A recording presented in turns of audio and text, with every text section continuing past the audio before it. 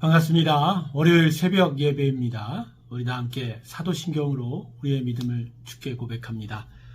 전능하사 천지를 만드신 하나님 아버지를 내가 믿사오며 그 외아들 우리 주 예수 그리스도를 믿사오니 이는 성령으로 잉태하사 동정녀 마리아에게 나시고 본디오 빌라도에게 고난을 받으사 십자가에 못 박혀 죽으시고 장사한 지 사흘 만에 죽은 자 가운데서 다시 살아나시며 하늘에 오르사 전능하신 하나님 우편에 앉아 계시다가 저리로서 사한 자와 죽은 자를 심판하러 오시리라. 성령을 믿사오며 거룩한 공예와 성도가 서로 교통하는 것과 죄를 사하여 주시는 것과 몸이 다시 사는 것과 영원히 사는 것을 믿사옵나이다. 아멘. 우리도 함께 435장 함께 찬송 부르겠습니다. 나의 영원하신 기업 함께 찬송 부르겠습니다. 435장입니다. 나의 영원하신 기업 생명보다 귀하다. 나의 갈 길 나가도록 나와 동행하소서. 주께로 가까이 주께로 가오니 나의 갈 길 나가도록 나와 동행하소서. 세상 무기 아니람과 모든 명예 버리고 험한 길을 가는 동안 나와 동행하소서. 주께로 가까이 주께로 가오니 나의 갈 길 나가도록 나와 동행하소서. 어두운 골짝 지나가며 험한 바다 건너서 천국 문에 이르도록 나와 동행하소서. 주께로 가까이 주께로 가오니 나의 갈 길 나가도록 나와 동행하소서. 아멘. 기도하겠습니다. 하나님의 크신 은혜 앞으로 달려나옵니다. 하나님 오늘도 우리를 인도하셨사오니 하나님의 은혜와 사랑을 깨닫는 귀한 믿음의 자리로 우리를 세워주시옵소서. 믿음을 더 갖기 원합니다. 하나님을 더욱더 의지하기 원합니다. 오늘도 우리와 함께 하실 때 우리가 더욱더 하나님을 의지하는 마음이 있게 하여 주시옵소서. 성령의 충만함으로 허락하시고 선포되어지는 하나님의 말씀을 깨닫게 하여 주시옵소서. 오늘도 우리와 동행하여 주시기를 원하옵고 감사드리며 예수님의 이름으로 기도드립니다. 아멘. 오늘 하나님 말씀은 사도행전 13장 1절에서 3절까지의 말씀입니다. 사도행전 13장입니다. 1절에서 3절까지의 말씀입니다. 사도행전 13장 1절에서 3절까지의 말씀 제가 읽겠습니다. 안디옥 교회에 선지자들과 교사들이 있으니 곧 바나바와 니게를 하는 시몬과 구레네 사람 루기와 분봉왕 헤롯의 젖동생 마나인가 및 사울이라. 주를 섬겨 금식할 때 성령이 이르시되 내가 불러 시키는 일을 위하여 바나와 바루를 사울을 따로 세우라 하시니 이에 금식하며 기도하고 두 사람에게 안수하여 보내느니라. 아멘. 자, 오늘 새벽 예배부터 사도행전은 13장으로 넘어가게 되는데요. 이 사도행전 13장부터 사도행전은 후반부로 구분되고 있습니다. 자, 그러면 무슨 이유로 여기 13장부터 사도행전은 후반부로 구분되는가 하면 이전 12장까지는요, 이 사도행전 내용이 예루살렘 교회 중심이었다면 이 13장부터는 안디옥 교회 중심으로 분명하게 전환됩니다. 즉 12장까지의 전반부에서는 복음이 예루살렘과 유대와 사마리아에 머물렀지만 이제 13장부터는 이 가나안 땅을 떠나서 본격적으로 이 복음이 땅끝까지 전파되기 시작하기 때문입니다. 자, 그러면 무슨 이유로 하나님께서는 이전에 예루살렘 교회를 대신해서 이제 안디옥 교회를 복음 전파와 선교에 사용하셨을까요? 오늘 본문은 안디옥 교회가 최초의 선교사인 바울과 바나바를 파송한 것을 기록하고 있습니다. 자, 이 시간에 이 기록을 통해서 하나님께 쓰신 안디옥 교회가 가진 특징들을 한번 나누어 보겠습니다. 첫 번째, 하나님께서 안디옥 교회를 사용하신 이유는 이 안디옥 교회가 위치한 지리적 이점 때문이었습니다. 당시 안디옥은요, 로마 제국의 3대 도시 중에 하나였습니다. 로마, 그 다음에 이집트의 알렉산드리아, 그 다음에 이 아시아의 안디옥이었습니다. 즉 복음이 온 세계로 전파되기 위해서 정치, 경제적, 문화적, 지리적 측면에서 안디옥 교회가 예루살렘 교회보다 더 적합하였던 것입니다. 팔레스타인 땅, 가나안 땅의 남동쪽 그 육지 한가운데 치우친 예루살렘보단 안디옥은 해변과 가깝고 지중해라는 바다를 이용하여 온 세상으로 퍼져갈 수 있는 그런 장점이 있었습니다. 둘째로 안디옥 교회는 복음 전파를 인도하시는 성령 하나님의 인도하심을 분명하게 이해하고 따를 수 있는 선지자들과 교사들이 있었습니다. 본문 1절에 보면 안디옥 교회에 선지자들과 교사들이 있었다고 하죠. 자, 이 두 직분은 일반적으로 교회에 세워진 장로와 집사라는 직분과 달리 특정한 시대에 하나님께서 특별하게 세우신 직분이라고 보면 됩니다. 선지자는 하나님의 뜻을 대언하는 직분이고 교사는 하나님의 마음과 말씀을 가르치는 직분입니다. 그러니까 이 두 직분은 하나님의 뜻을 통찰하고 이해하는 직분이죠. 그래서 이들을 통해서 안디옥 교회는 성령의 인도하심에 대하여 더욱 분명하고 순종하고 따라갈 수 있었던 겁니다. 성도 여러분, 교회는 무엇보다 하나님의 뜻과 인도하심에 민감하게 반응해야 합니다. 분명한 뜻을 깨닫고 그 뜻에 순종할 수 있는 자세와 방향이 있어야 합니다. 이것을 위해서 하나님께서는 교회에 직분을 세우시고 직분 위에 성도들을 택하여 세우는 거죠. 그래서 이 직분자들은 무엇보다 하나님의 뜻과 마음을 무엇보다도 민감하게 깨닫고 또 반응하고 순종하고 따라가야 합니다. 여러분, 그래야 교회가 온전히 하나님의 뜻대로 세워져 갈 수 있는 거죠. 그런데 이 시대의 직분제도는 이러한 분별력을 많이 잃었습니다. 대신 자신을 드러내는 사람의 명예직과 같이 되어가고 있는 게 현재의 실정입니다. 여러분, 이러면 교회는 점점 하나님의 뜻과 멀어지게 되는 거죠.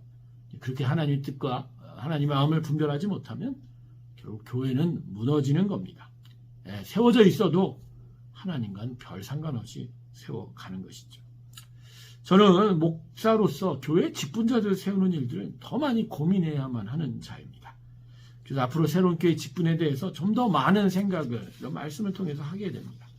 사람을 위한 것이 아니라 진짜 교회를 위하여 하나님의 나라를 위해서 어떻게 해야 될지를 고민하게 만든다는 것이죠. 세 번째로 예루살렘 교회가 오직 유대인 출신들을 지도자로 둔 거로 비하여 안디옥 교회 리더들은요, 그 출신 성분과 배경이 아주 다양했습니다. 본문 1절에 나열된 안디옥 교회 지도자들의 명단을 보십시오. 바나바가 나오죠. 지금의 키프로스 섬이라고 하는 구브로 섬 출신의 이 사람이 이스라엘 사람입니다. 그것도 레위 지파고요.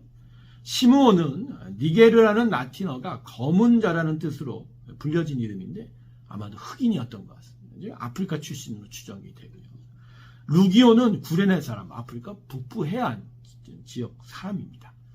자, 마나에는 분봉한 헤롯의 젖동생이라는데 이건 헤롯 왕을 길렀던 유모의 젖을 같이 먹고 자랐던, 어떻게 보면 사회적 신분이 높았던 자였을 것입니다. 사울, 다른 추후에 이제 바울이라 이름이 변하게 되는데 이 전통 히브리인이면서도 로마인 시민의 자격도 갖고 있었던 사람입니다. 여러분, 이러한 내용을 보면 안디옥 교회는 특정한 계층과 부류만 모인 교회가 아니라 여러 계층과 지역적으로 다양한 보편성을 가지고 있었다고 봐야 합니다. 자, 이런 보편성은 이방 선교에 있어서 안디옥 교회가 예루살렘 교회보다도 훨씬 열려있는 자세를 취하게 만듭니다. 예루살렘 교회는 집사 빌립에 의한 에디오피아 내시의 전도, 고넬료의 회심, 또 안디옥 이방인에게 복음을 전하는 일이 있었지만 이방인 선교엔 결코 적극적이지 않았습니다. 이것은 예루살렘 교회가 가진 유대적인 특성과 유대인 성도 간의 결속력이 너무 강해서 이방인 성도가 그들 가운데 동화되기 어려운 상태였기 때문입니다. 여러분, 교회는 보편성이 있어야 됩니다. 어느 시대, 어떤 계층, 누구라도 함께 지체가 될 수 있고 또 그들에게 복음을 전할 수 있는 보편성이 있어야 됩니다. 그런 점에서 유대주의 특성이 너무 강한 예루살렘 교회보단 보편성을 가진 안디옥 교회가 훨씬 더 전 세계 이방인 선교에 적절했다는 것이죠. 이처럼 세 가지로 안디옥 교회가 여러 이유들로 이방인 선교에 하나님께 사용되시는 이유를 좀 살펴보았는데, 근데 오늘 본문에서 우리가 유심히 생각해 볼 부분은 본문 2절에 주를 섬겨 금식할 때라는 본문입니다. 왜 유심히 생각해 봐야 하냐면 성령님의 인도하심이 어떻게 나타나고 어떻게 확인이 되는가에 대해가 중요하기 때문입니다. 즉 바울과 바나바를 선교사로 세우는 일에 있어서 어떻게 이 교회가 하나님의 뜻을 깨달았느냐 하는 것이죠. 가령 여러 사람들이 각각 하나님의 뜻이라고 주장하고 그 중에서 하나를 확인했다는 것인가요? 여러분, 여기서 섬기다라는 단어는 공적인 일을 행하다라는 의미가 있어요. 가령 제사장이 성전에서 직무를 사용할 때 이 단어가 사용이 된 거예요.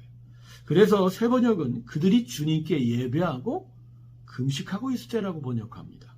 즉 그들 모두가 함께 드리는 공예배를 통해서 하나님의 뜻이 성령의 인도함을 통해 나타났다라는 것입니다.